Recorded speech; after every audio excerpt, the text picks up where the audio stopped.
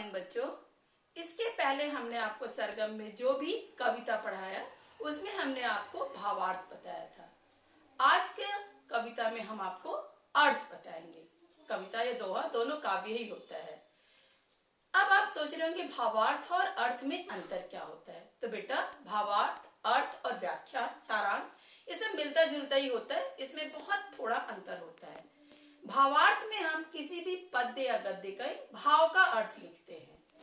अर्थ में हम पद्य या गद्य के प्रत्येक शब्द के अर्थ पर विचार करते हैं और अर्थ को हम तीन भाग में लिखते हैं, संदर्भ, प्रसंग और अर्थ। और व्याख्या में हम अर्थ की भांति संदर्भ, प्रसंग और व्याख्या लिखते हैं। व्याख्या अर्थ ही होता है, लेकिन अर्थ को हम लोग थोड़ा सा और विस्तार देते हैं, कुछ अपने शब्दों में, कुछ उदाहरण देकर। तो हम जो अभी आपको बताएंगे वो अर्थ बताएंगे। कैसे? वह कबीर के दोहे पाठ में सीखिए आप। पाठ का नाम ही है कबीर के दोहे। नाम से ही पता चल रहा है, पाठ के नाम से, कि इसके रचयिता कबीरदास जी हैं। काल करे सो आज कर, आज करे सो अब, पल में परलय होएगी, बहुरी करेगा कब। सबसे पहले हम लोग लिखेंगे संदर्भ। संदर्भ में बेटा चार नाम लिखते हैं हम लोग, किताब का नाम, पाठ का नाम, क्लास का नाम और उस चैप्टर को लिखने वाले का नाम या रचयिता का नाम। कैसे? वो देखिए। संदर्भ। प्रस्तुत दोहा हमारी पाठ्य पुस्तक सरगम भाग 4 के कबीर के दोहे पाठ से लिया गया है। इसके रचयिता कबीरदास जी हैं। प्रसंग। प्रस्तुत दोहे में कबीरदास जी किसी भी कार्य को समय के पूर्व कर लेने के लिए कह रहे हैं। अर्थ। काल करे सो आज कर, आज करे सो अब। कबीरदास जी सांसारिक मनुष्यों से कह रहे हैं, हे मनुष्यों, तुम्हें जो काम कल करना है उसे आज ही कर लो, और जो काम आज करना है उसे अभी तुरंत कर लो, क्योंकि एक ही पल में क्या हो जाएगा वो हम नहीं जानते। फिर हम अपना काम कब और कैसे कर सकेंगे। नेक्स्ट। बुरा जो देखन मैं चला, बुरा न मिलिया कोई, जो दिल खोजा आपनो, मुझसा बुरा न कोई। संदर्भ। पूर्ववत। क्यों पूर्ववत बेटा?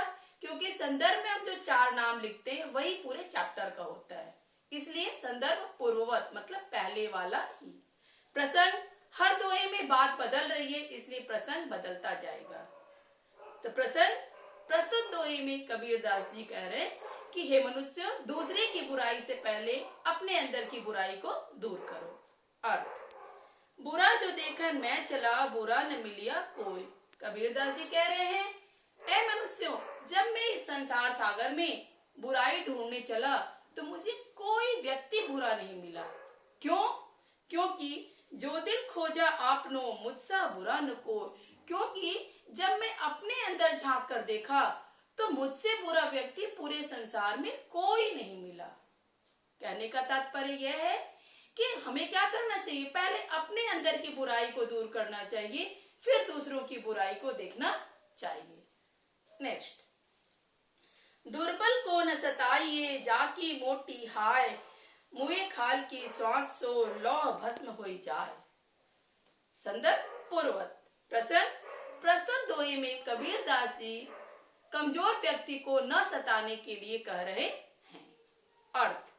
दुर्बल को न सताइए, जाकी मोटी हाय।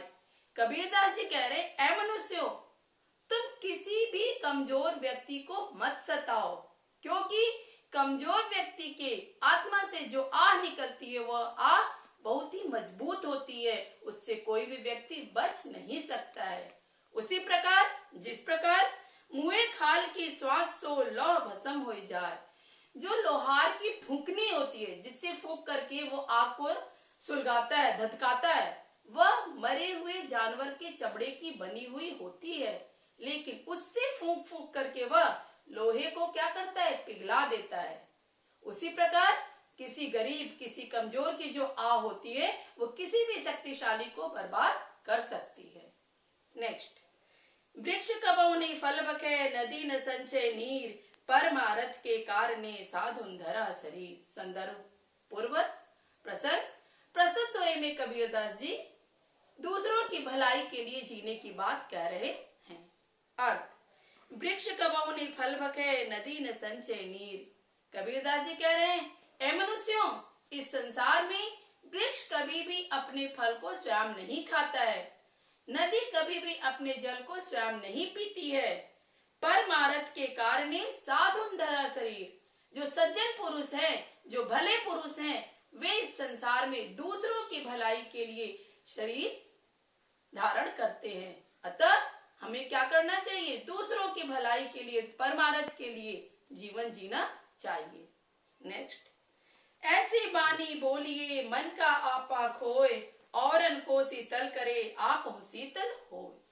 प्रस्तुत दोहे में कबीरदास जी मीठी वाणी बोलने के लिए कह रहे हैं। अर्थ, ऐसी बानी बोलिए मन का आपा खोए। कबीरदास जी कह रहे हैं, ए मनुष्यों, तुम अपने अंदर के घमंड, अहंकार, क्रोध को त्याग कर हमेशा ऐसी वाणी बोलो जो तुम्हें बोलने में औरन को शीतल करे आप शीतल हो, जो दूसरों को सुनने में अच्छी लगे और तुम्हें बोलने में अच्छी लगे।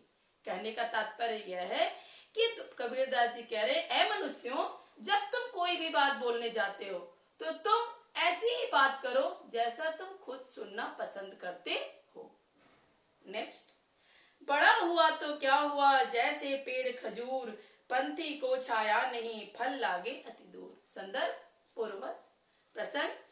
प्रस्तुत दोहे में कबीरदास जी दिखावे का जो बड़प्पन है उसको बेकार बता रहे हैं। अर्थ, बड़ा हुआ तो क्या हुआ जैसे पेड़ खजूर। प्रस्तुत दोहे में कबीरदास जी कह रहे हैं, यदि कोई मनुष्य बड़ा है, वो बड़ा शक्ति से है, धन से है, पद से है, कैसे भी बड़ा है, यदि वो बड़ा है, लेकिन कैसे बड़ा है? एक खजूर के पेड़ की तरह बड़ा है, तो उसका बड़ा होना बेकार है। क्यों? क्योंकि पंथी को छाया नहीं फल लागे अति दूर। क्योंकि खजूर का पेड़ देखने में तो बहुत बड़ा होता है, लेकिन वह न तो किसी पथिक को छाया दे सकता है। कोई थका हुआ पथिक आ रहा है तो वह किसी को छाया नहीं प्रदान कर सकता, और यदि वह पथिक भूखा है तो वह उसे फल भी नहीं दे सकता, क्योंकि उसके फल इतनी ऊंचाई पर होते हैं कि उसे कोई राहगीर तोड़ नहीं सकता। उसी प्रकार यदि कोई व्यक्ति बहुत धनवान है, बहुत शक्तिशाली है, बहुत ऊंचे पद पर है, लेकिन अगर वो किसी के काम नहीं आ सकता है तो उसका बड़ा होना बेकार है। बेटा, हमारा यह पाठ पूरा हुआ। धन्यवाद। आपका दिन मंगलमय हो।